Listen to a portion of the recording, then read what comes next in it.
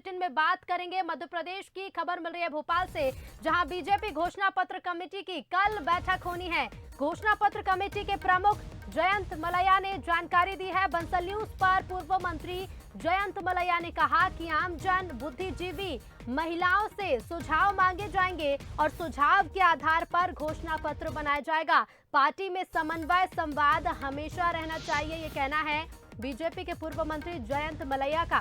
तो कल घोषणा पत्र कमेटी की एक बैठक होने वाली है और इस कमेटी के प्रमुख जयंत मलैया ने बैठक को लेकर जानकारी दी है कि क्या कुछ इस बैठक में चर्चाएं होंगी। सर, फिर एक बार आपके पास बड़ी जिम्मेदारी, घोषणा पत्र। और घोषणा पत्र तो बड़ा महत्वपूर्ण है क्योंकि कांग्रेस भी अपना वचन पत्र लेकर आ रही है।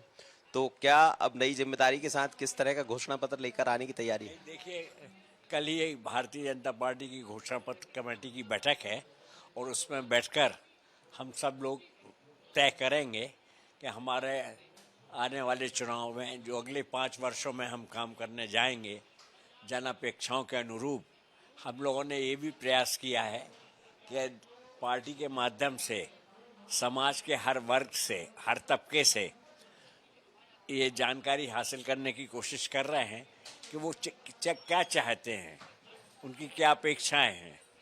तो हमेशा ही भारतीय जनता पार्टी जनता की अपेक्षाएं पूरी करने में काफ़ी आगे रही है। लेकिन क्या आपको लगता है कि इस बार का जो घोषणा पत्र है वो एक चुनौती होगा, क्योंकि 18 साल की बात भी, लगातार आपकी सरकार है, कई तरह की घोषणाएं आप पहले भी कर चुके हैं। दूसरी तरफ कांग्रेस को भले आप नजरअंदाज करें, लेकिन 500 रुपए की गैस टंकी, नारी सम्मान, ये सब, तो इसका कैसे होगा सर? अब गैस की टंकी की बात यहाँ तो नहीं हुई है, कहने के लिए तो हम कुछ भी कह सकते हैं, और दूसरी जगह भी नहीं हुई है।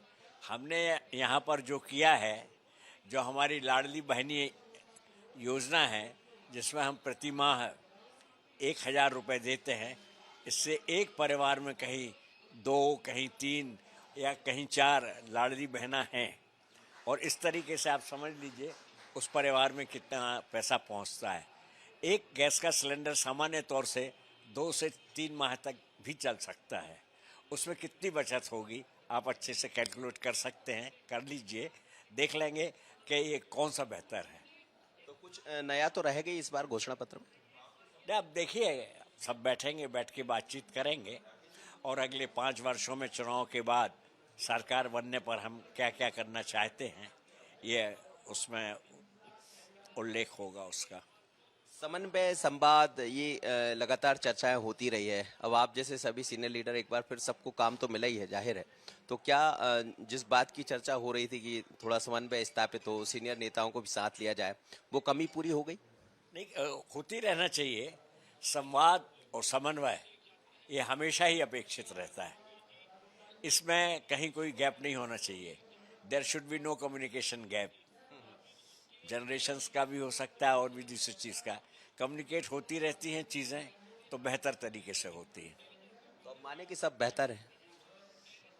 बिल्कुल। चलिए, जयंत मलैया जी है, एक बड़ी जिम्मेदारी मिली है और जो घोषणा पत्र कमेटी है उसकी बैठक कल होने जा रही। बैठक से पहले आज यहाँ पहुंचे हैं और बैठक में लगभग ये मानकर चलना चाहिए कि बुद्धिजीवी है, समाज के अन्य वर्ग है, उनसे भी बातें पूछी जाएगी, समझा जाएगा कि कैसा घोषणा पत्र बने जो आम जनता के हित में हो। जहाँ तक समन्वय और संवाद की बात है, तो निश्चित रूप से वो भी कह रहे हैं कि ये तो एक कम्युनिकेशन कभी कम नहीं होना चाहिए, बने रहना चाहिए।